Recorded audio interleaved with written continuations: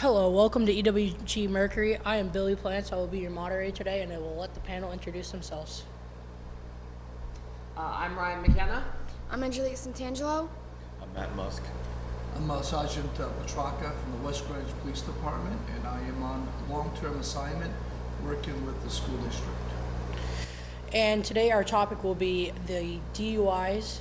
I understand that there was an assembly that Ryan and Angelique had attended. What did you guys really take from that? Well, in general, the assembly is really moving, as I'm sure every assembly they do is. It was basically Katie Duque-Bellis, who was 13 years old. She was killed in a drunk driving crash. The driver swerved, hit her. He was trying to pick up a cigarette. She went over the median. The Honda Civic was crushed completely, and herself, as well as her best friend's mother, lost their life. And so basically the assembly was to raise awareness for drunk driving and the consequences of drunk driving, and just overall being aware and being like self-aware and making good decisions, like drinking wise and like distraction wise. So like it's basically to like make sure you don't like text and drive or like drink and drive, or just it's to stay focused and make good decisions, because one wrong move and you can end up taking someone's life. And so it was a real emotional assembly. They definitely got their point across. Like, everyone's gonna think twice before they make any bad decisions, like after prom or like during prom even.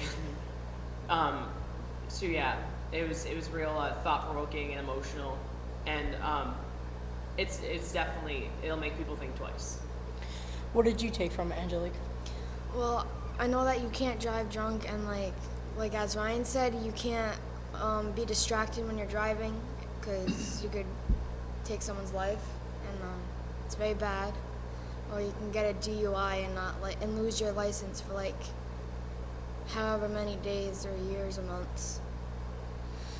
Now, Officer Petraka, as a police officer, how do you believe that alcohol affects a teen and reaction time and... It's very significant. One of the things with my profession that we deal with often is drunk drivers. This is the season, the graduation prom season, where we are on heightened alert, heightened awareness, because we know that young adults have a tendency to use alcohol when they are celebrating their prom, celebrating their graduation. And when they do that, terrible things happen. Yesterday's assembly, I came in and out, and it was a wonderful assembly. It really made the point that alcohol is very dangerous. The legal limit for anyone over the age of 21 is .08, which is about a beer and a half. For commercial licenses, which is bus drivers, truck drivers, that's a .04, which is about a beer, if not less. For anyone under the age of 21 who has a driver's license, the legal limit is .02, which is about a half a beer. So from my perspective, to get charged for DUI, for someone under the age of 21, a half a beer, and technically they can get arrested. But as the point was made yesterday, the dangers of drinking, never mind getting arrested and losing your license, the dangers of drinking is that you have serious bodily injury, if not death. With people between the ages of 16 and 21, and if not greater, peer pressure is very powerful. In some cases, you may have good kids that would normally not drink, not participate in that kind of activity. The peer influence, all of a sudden, they may have a beer or two, and they may be driving.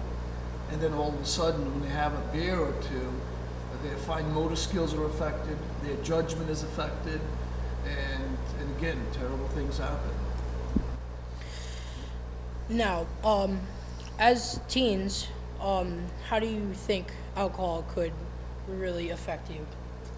I know that, Ryan, you drive. Well, as a teen driver specifically, it is very intimidating on the roads. Like, not scary per se, just more, you have to be more aware as a young driver, because you're not myself even as experience. Like for me, I have to drive far. I have to drive to like Providence, North Providence for like rehearsals for like drama and stuff like that. And so driving there, especially for the first time, was really scary because you never really know what's going to happen or even like what's going on. You always have to be aware of your surroundings. And I've had a few experiences on the road where there's people swerving and I don't know what's going on, whether they're just like losing control of their car, if they're drunk, or if they're just distracted. Like you'll always see people like starting to drift and be like, oh, I'm drifting, I'll just go into this lane. Or like, oh, I'm slowing down, might as well just stop. People always make irrational decisions when driving on the road. I've noticed, like especially like on the highway or like main roads, like 95. I always see like people not paying attention and swerving and I've seen so many near misses. Thank God I've never been one of those near misses. That would be too much for me. But it's intimidating. Like I don't want to end up being one of those people being hit by a drunk driver. God knows I'd get in trouble for it if my car ever got dented. But it's just you don't want anything like that to happen. And myself, I was out on St. Patrick's Day, and that was scary because I was over at my friend's house, and I almost ended up sleeping over there because I didn't want to drive home because I knew there'd be a lot of distracted drivers out there and drunk drivers out there. And so just being a driver in general, you have to be really careful. And if you're above the legal age limit, definitely think twice before you drink because there are younger drivers out there and you don't want to take a younger driver's life, let alone like anyone's life. So just like think before you act upon those decisions. So now, Officer Petrarca, going back to you, I know you must pull over drunk drivers very often. Would you say that it's more common in teens or in more mature adults? Well, as I said, it really depends on the time of year.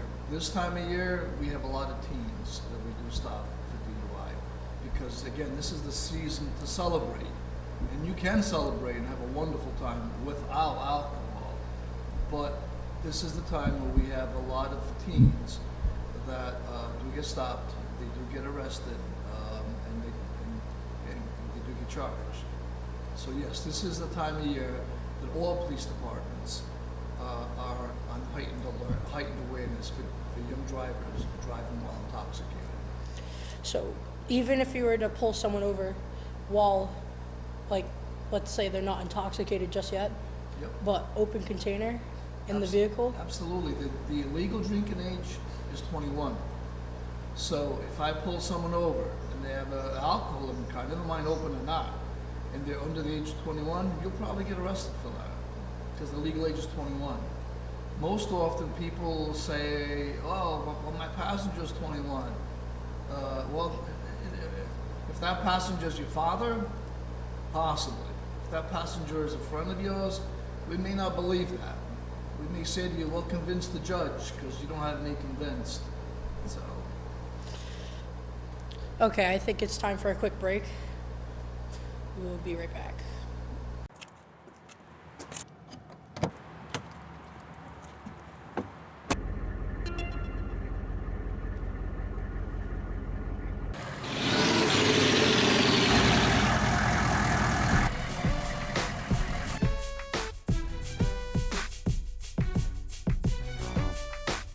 The EWG Mercury Foundation. Her life still shines. So let yours.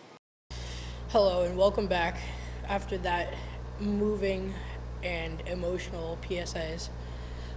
Jumping right back into it, after receiving a DUI, how do you think it would affect the person's outlook on before they drive under the influence again? If someone gets a DUI, irrelevant of the age, I would hope that it would be a eye-opening experience, getting arrested, and I would hope that it would be a learning experience of getting arrested. Because, and actually, to be honest with you, and most people disagree, when someone gets a DUI, that's actually a good thing. And let me tell you why it's a good thing. Because if they only get a DUI, they're lucky. So many people with yesterday's assembly, so many people when they drink can kill someone. And when they kill someone, that is an experience that will ruin the entire life. If someone gets arrested for DUI, they can recover from that. Yes, the insurance will go up. Yes, they will lose their license. Yes, there'll be penalties. But they can recover from that. For someone that drinks, drives, and kills someone, that is something that is extremely difficult to recover. How do you recover from that when you know you've killed someone? And that could have been avoided. In my job, one of the worst things I deal with is giving notification, which means that if I respond to a DUI accident and it's a fatal, it is my job to notify the person's parents, the person's wife, husband, and that's the worst part of my job. Not to mention seeing the actual body there and knowing that it could have been avoided. So getting a DUI is bad, but driving while intoxicated and killing someone, again, that is a complete and total life changer. Now, Ryan, after the repercussions of driving under the influence, what do you think is the real consequence that is not broadcasted on the news? The real consequence is definitely the emotional toll it takes. Like as Mr. Petraka stated, if you get a DUI, then you're lucky. You don't have to live. You will always know that you got that DUI and be like, you'll always have a little bit of guilt, like, oh, I got a DUI, like I shouldn't have done that, like I was stupid, that was a bad decision. But if you don't get a DUI and you drink drive and you take someone's life, let alone 2 lives, that's a lot to live with because you're not just a drunk driver, you're a murderer too. And you, like, nobody wants to like live with that on their shoulders. It would be hard knowing that everyone is someone's child, everyone is somebody's son or daughter, and you don't want to live knowing that you took a child from their parents or you took a parent from their child. It's just not something you want to like hold on your shoulders or go on with. And the only way to really prevent that and to prevent that emotional toll is to just not drink and drive. Like it's a fairly simple concept, and yet people still like make rash decisions anyway. They go out, they party, they're convinced that they can handle it, but no one can really handle it. They just think they can, and that's the alcohol altering your brain and your decisions. You can't handle 1, let alone like 2 if you're a teenager. Like you shouldn't be driving, and if you do, then you'll have to face all those consequences, whether it be crashing your own car and getting severely injured, or crashing into someone else and having them lose their lives, or getting a DUI. Either way, it shouldn't be something that happens, but it does because of those irrational decisions. And so people just need to be like more aware of what's going on and why they're doing what they're doing and should they be doing it, and kind of just take more consideration into their actions rather than like, I'm gonna do it, I'm fine, let's go. Now, Matt, we haven't heard from you much. How do you think it would really impact the family after suffering a drunk driver crashing and killing one of their children? Well, that's an easy answer. You lose one of your family. You only have a certain amount. You lose family. Can't really go back from that.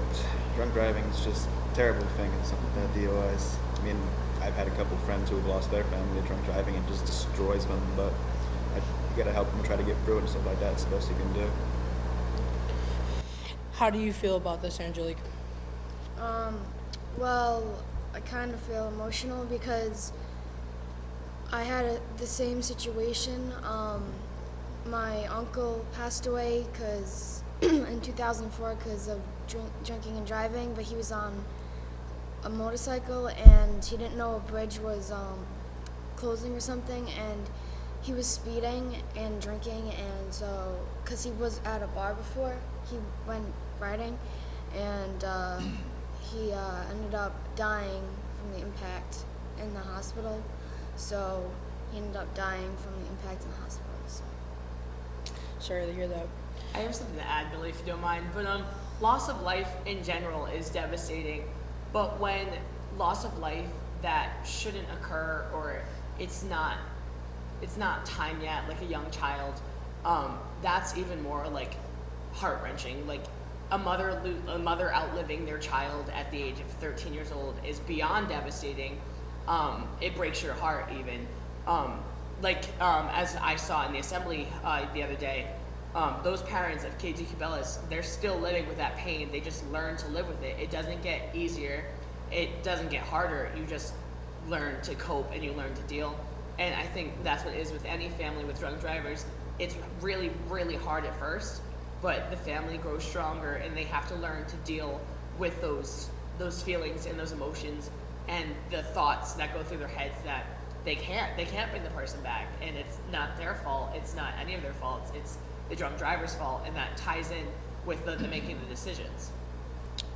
All right. Thank you for coming to EWG Mercury News. Thank you, and see you next time.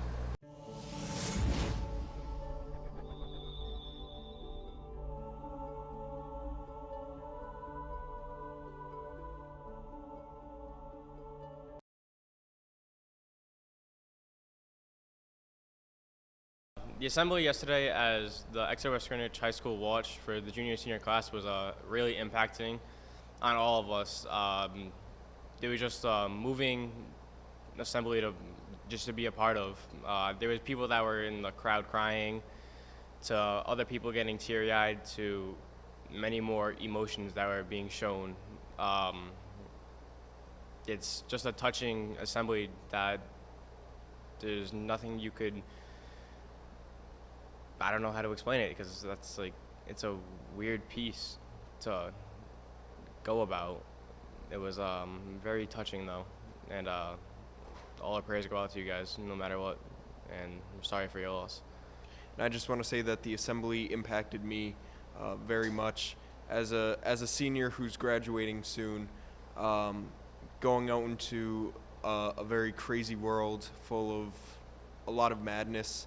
I feel like this assembly has impacted me and many others for that matter, and sort of prepares us for some of the madness and the craziness to expect in this world that we live in.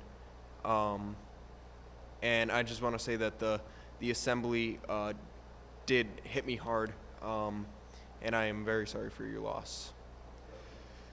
I know that no words that I say can mend your heart or take away the pain, because what you have experienced is something truly unimaginable.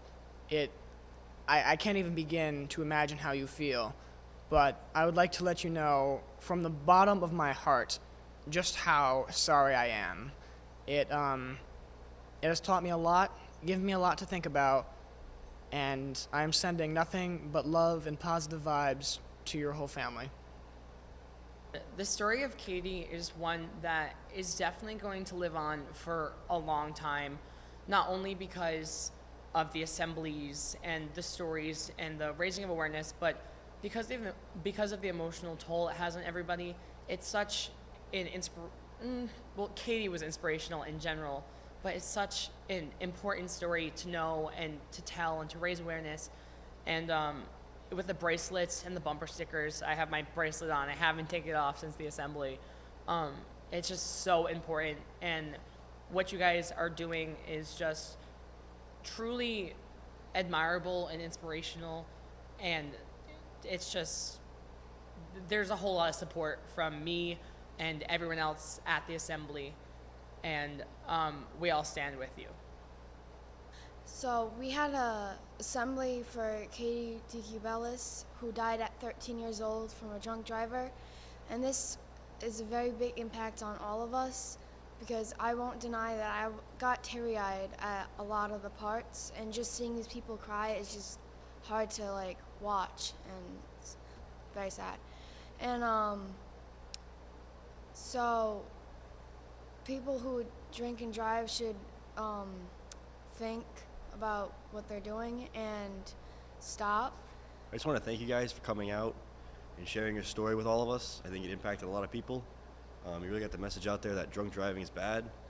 I can tell you from personal experience, I tell anybody I know that makes it, an irresponsible choice or whatever, they can call me anytime. I'll come pick them up. So they don't, stay on the road. Stay off the road. Don't get yourself hurt or anybody else hurt. I really liked your story. Really impacted a lot of us. I teared up a couple times in the assembly, but just want to thank you and send my thoughts and prayers your way.